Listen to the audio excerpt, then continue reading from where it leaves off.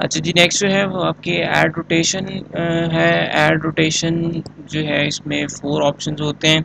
Add rotation settings क्या होती है बेसिकली कि कैसे आपका जो है वो add with in that add group जो है वो रोटेट हो रहा होगा।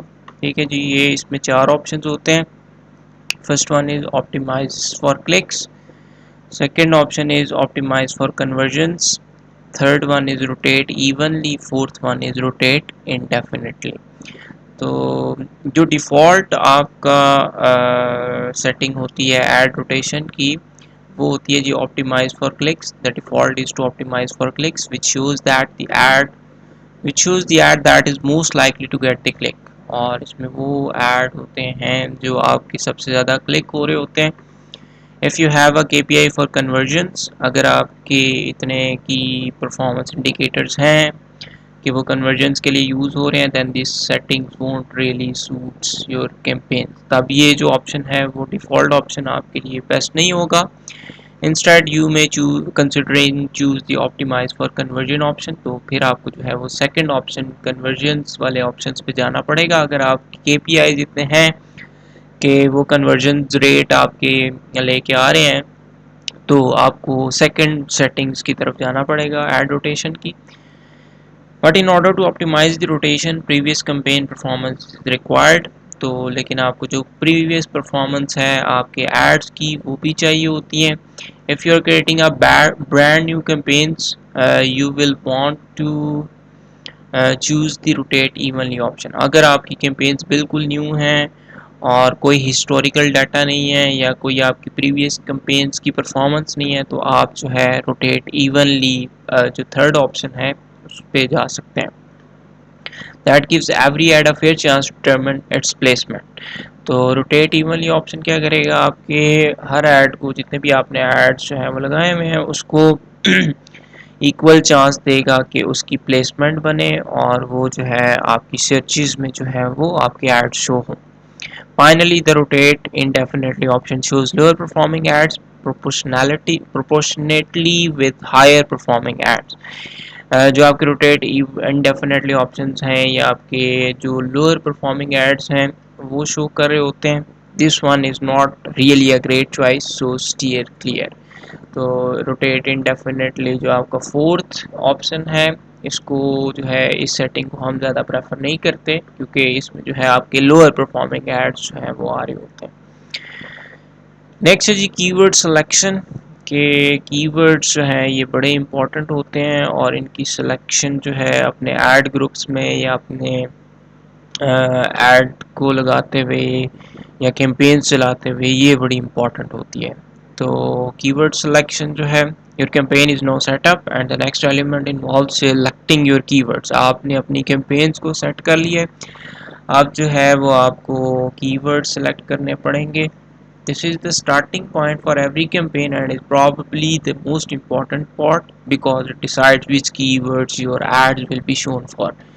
तो जी ये सबसे इम्पोर्टेंट और स्टार्टिंग पॉइंट है आपकी कैंपेन का, जो कि बड़ा इम्पोर्टेंट पॉइंट है या इम्पोर्टेंट पार्ट है क्योंकि ये डिसाइड करता है कि गूगल पे जो लोग सर्च कर रहे हैं वो आपका कीवर्ड उनको ऐड करना चाहिए। ठीक है, तो ये आपको बड़ा ध्यान से सिलेक्ट करना पड़ता है कीवर्ड। इसकी कीवर्ड की रिसर्चिंग होती है और उसके बाद जो है वो हम कीवर्ड्स ऐड करते हैं। Keyword selection is most important because your ad copy, landing page, bids and the like are going to be defined by the keyword you choose. तो ये बड़े इंपॉर्टेंट है जी इसकी सिलेक्शन, क्योंकि आपकी एड कॉपी, लैंडिंग पेज, आपके beads जो हैं ये सारे इससे डिफाइंड होते हैं आपके कीवर्ड से ही। It's all about deciding which keywords are most likely to generate the highest return and which are the most appropriate in terms of your product or service offering. तो यह आपने देखना होता है, डिसाइड करना होता है कि कौन आपको हाईएस्ट रिटर्न जनरेट करके दे रहा है और कौन से कीवर्ड्स जो हैं वो आपके प्रोडक्ट सर्विसेज ऑफरिंग से रिलेटेड हैं। तो ये आपको सारी जो है वो डिसीजंस लेने पड़ते हैं। If you don't choose the right keyword, your add will be shown for the wrong search terms, you will irrelevant to your users and you will be spending money on an audience that is not going to convert. अगर आप कोई ऐसे keyword use कर रहे हैं जो आपकी search से रिलेटेड ही नहीं है, या यूज़र जो है वो उनको सर्च ही नहीं, अपनी सर्च में यूज़ ही नहीं कर रहा, तो वो इररेलेवेंट होंगे और फजूल में जो है वो अपना आप एनर्जी भी वेस्ट कर रहे हैं, टाइम भी वेस्ट कर रहे हैं, और वो उस ऑडियंस को टारगेट ही नहीं कर रहा, और वो उस ऑडियंस का कुछ है वो कन्वर्जन रेट भी नहीं होगा कि वो जो है आपकी तरफ प्रोडक्ट या सर्विसेज को या ऑर्डर्स को जनरेट करवा सकें। तो आपको जो है कीवर्ड्स की सिलेक्शन बड़ी इंपॉर्टेंट होती है। नेक्स्ट जी अब कीवर्ड रिसर्च टूल्स। तो कीवर्ड रिसर्च टूल्स जो हैं ये भी यूज़ होते हैं ताकि आपको जो है वो अच्छे से अच्छा कीवर्ड जो है वो आप सर्च करके उसको टारगेट कर सकें। तो इसके लिए जो है एक टूल है गूगल ट्रेंड, और दूसरा होता है गूगल कीवर्ड प्लानर। तो Google trend allow us to see historical search trends for a particular keyword और कैटेगरी। ये बेसिकली आपको हिस्टोरिकल सर्च ट्रेंड्स बता देता है कि हिस्ट्री में इस कीवर्ड से रिलेटेड या इस कैटेगरी से रिलेटेड क्या उसकी हिस्टोरिकल बैकग्राउंड है, कितनी सर्चेज हुई हैं, कहाँ कहाँ से सर्चेज हुई हैं, कितना सर्च वॉल्यूम है। तो ये सारी जो है वो आपको गूगल ट्रेंड जो है वो हिस्ट्री का डाटा जो है वो आपको दे देता है। While it does not give specific search volumes, it does give a nice overview of how popular particular search terms or categories have been over the years and is great for campaign research planning and insight. तो basically ये जो है आपके एक overview देता है कि कौन कौन सी popular search particular search terms थी, किस कैटेगरी में थी, और कितने सालों से वो यूज़ हो रही हैं, और जो आपकी कैंपेन रिसर्च के लिए या प्लानिंग के लिए या उसको और डीप स्टडी के लिए जो है ये इम्पोर्टेंट रोल प्ले कर सकती हैं आपके लिए। नेक्स्ट जो दूसरा है वो है जी keyword planner. This is an immediate to short term tool. ये आपको जो है वो बड़े क्विक रिजल्ट्स देता है। शॉर्ट टर्म टूल है providing you with search volume on specific keywords. आपको एक स्पेसिफिक कीवर्ड देते हैं, उससे रिलेटेड जो है वो आपको जो है ये सर्च वॉल्यूम्स निकाल के दे देता है, और द पास्ट 12 मंथ्स के पास्ट 12 मंथ्स में या 1 ईयर में कितने सर्च वॉल्यूम उस पर्टिकुलर कीवर्ड को लेके कितने लोगों ने जो है उसको सर्च किया। सर्च वॉल्यूम्स ये होता है कि उस पर्टिकुलर कीवर्ड पे कितनी सर्चेज जो हैं वो आपके पास्ट 12 मंथ्स में आई हैं। Unlike Google Trend, it will suggest the new keywords for you, और गूगल कीवर्ड प्लानर जो है वो आपको नए कीवर्ड्स भी सजेस्ट करता है। उस कीवर्ड से रिलेटेड जो आप सर्च करते हैं ना, उससे रिलेटेड आपको नए कीवर्ड्स भी सर्च करके देता है कि आप इन कीवर्ड्स को भी जो है वो यूज़ कर सकते हैं।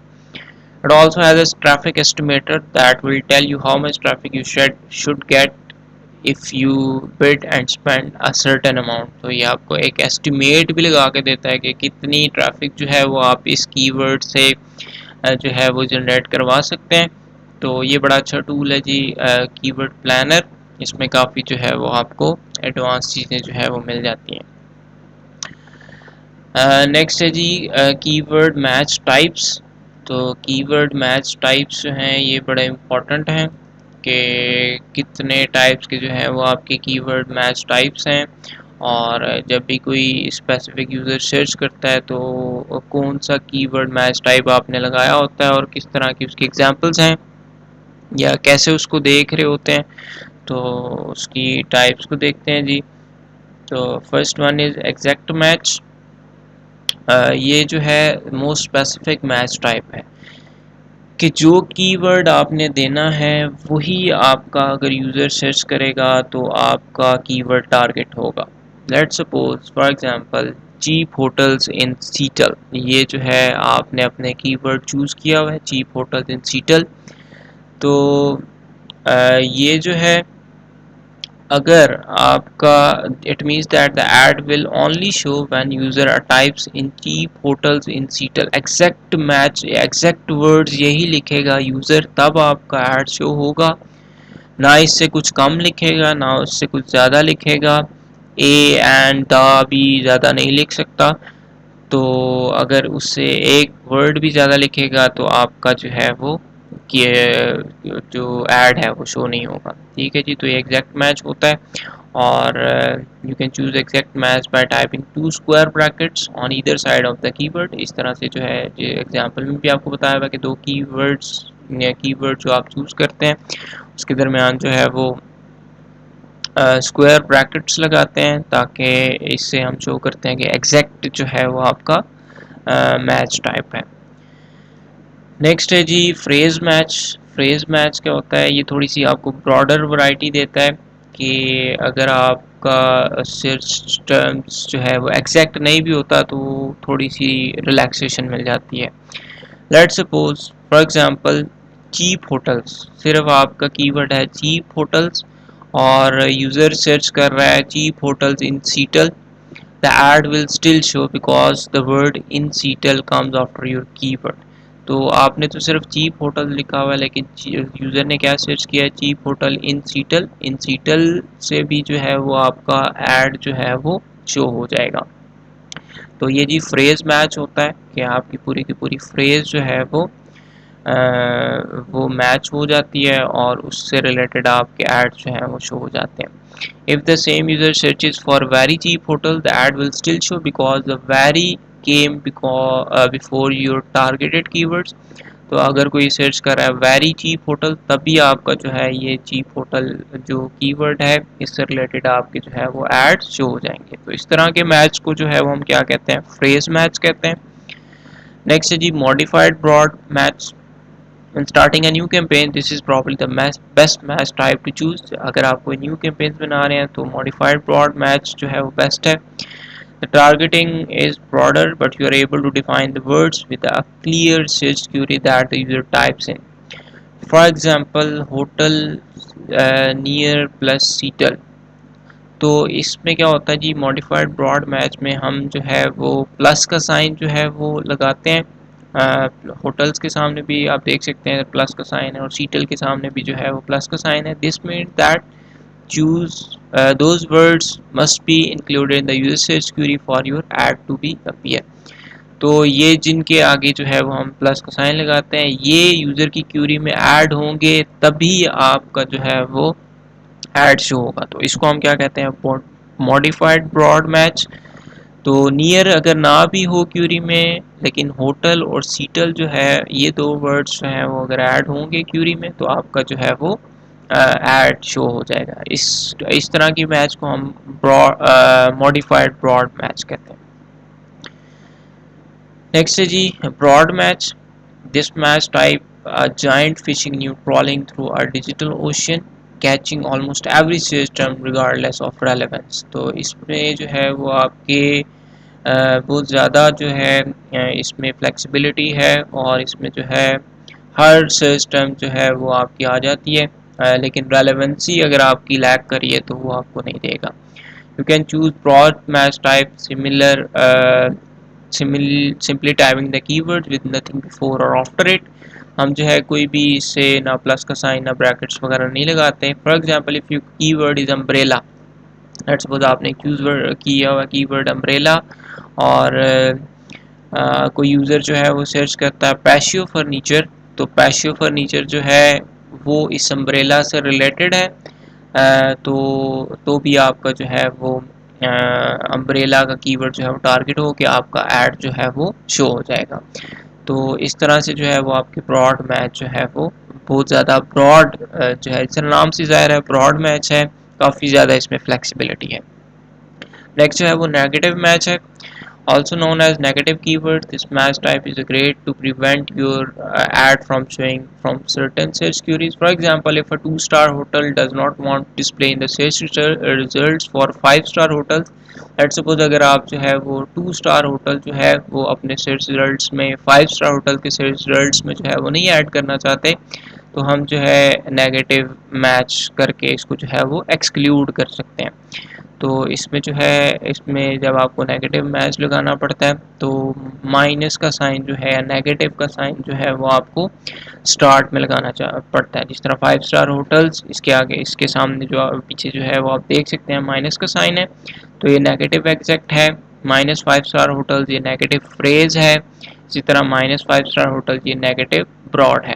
तो इस तरह से जो है वो आपके नेगेटिव मैच भी होते हैं। तो आपने अगर कोई वर्ड एक्सक्लूड करने हैं अपनी सर्च से तो आप नेगेटिव मैच टाइप भी यूज़ कर सकते हैं। तो जी ये आपके कीवर्ड मैच टाइप है। तो यही था आज तक का लेक्चर। अल्लाह हाफ़िज़।